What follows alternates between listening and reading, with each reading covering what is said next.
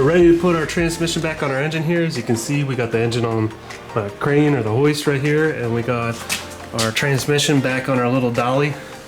And what you're going to need is a couple 14mm sockets, and what we'll do is Matt and I are going to kind of finagle it on there, and then we'll start a couple of bolts and just kind of draw it down, and then we'll do the final torque. Alright, so what you guys want to do is put your splines shaft that comes out of your transmission, line that up with the center of your clutch, and you want to work your dowel pins, which there are a couple located on the transmission. You want to line them up with the holes that they go into. So probably best to have a second person with you when you do this job. I'm sure you can do it by yourself, but it's a lot easier when you have a friend.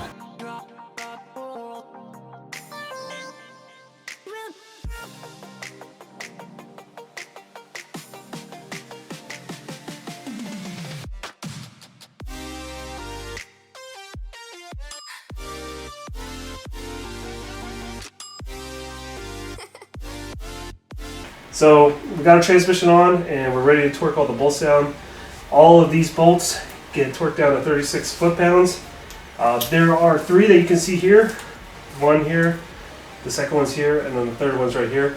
And then behind where the transfer case would go, there's one there, and then one near the starter that goes from the engine block side into the transmission. So we'll go ahead and torque all these down.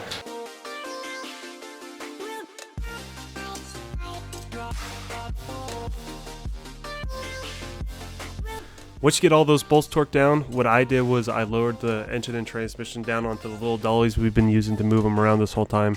And I left the hoist hooked up. And the reason for that is I wanted to make sure that if the engine decided to tip or roll over while we were moving it, the dolly was there to catch it and to prevent it from rolling over and breaking a bunch of parts. So what I did was I got it as close as I could to the car and I disconnected the engine hoist. I rolled the engine underneath of the car, got it into position, and then I rehooked the engine hoist back up immediately and started to bring it up into the engine bay. And while you're bringing it up in, just take your time pulling it up there and making sure that you're checking all around the sides and then the front and the back to make sure that there's no lines or wires or anything that are getting hung up. Because the last thing you want to do is pull or stress something out to the point where you have to replace it. When you pull it up inside, make sure that you're paying attention to where the transmission mount and the engine mount on each side. There are studs that you want to bring up into the actual holes of the mounts that are on the car. So just take your time. You could do it yourself, but it's a lot better if you have a friend there for a second set of eyes and to help you maneuver it. Once you get all the studs through all the mounting holes on the engine mounts, just start all the nuts and snug them down. So these bolts, remember when I was taking the engine out of the car, I accidentally took these bolts loose. You didn't have to, but if you did by accident, these are 31. These 3 nuts, guys, are 50 foot-pounds. And they're, what are they, 14mm? Let's see.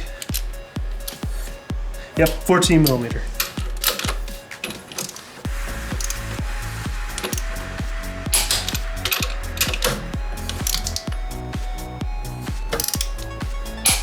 There we go.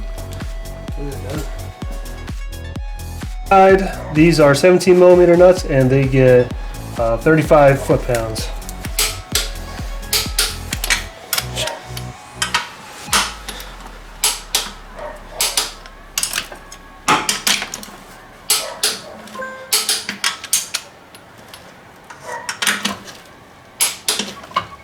Alright. Perfect. Alright guys, we're getting ready to put our Force Performance manifold on, and we're going to torque it down so we have a new gasket. I didn't get new studs or anything because I thought that these ones were still in good shape. The car doesn't have that many miles on it, so I just want to make a note that these ones on the end, the thicker ones, are 36 and the rest of them are 22, so we'll go ahead and tighten these down.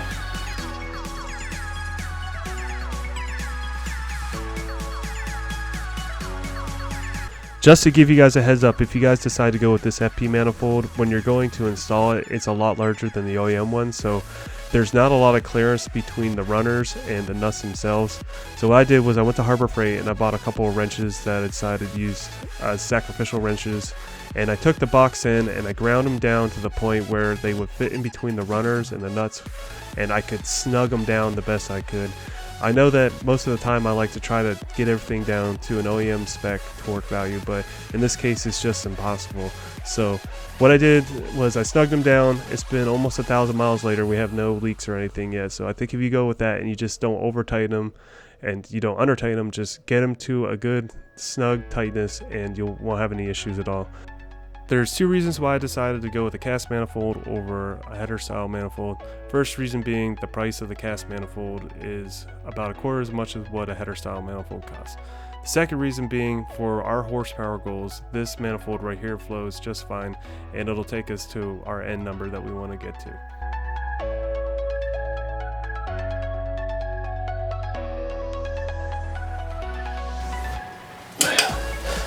Alright guys, so I can't get on these bolts or these nuts with the torque wrench, so what I did was the ones that I could torque, I just took my 12mm wrench and I just pressed as hard as I could until I turned it a little bit, and I'm just going to try to use that to judge how much torque to put on these.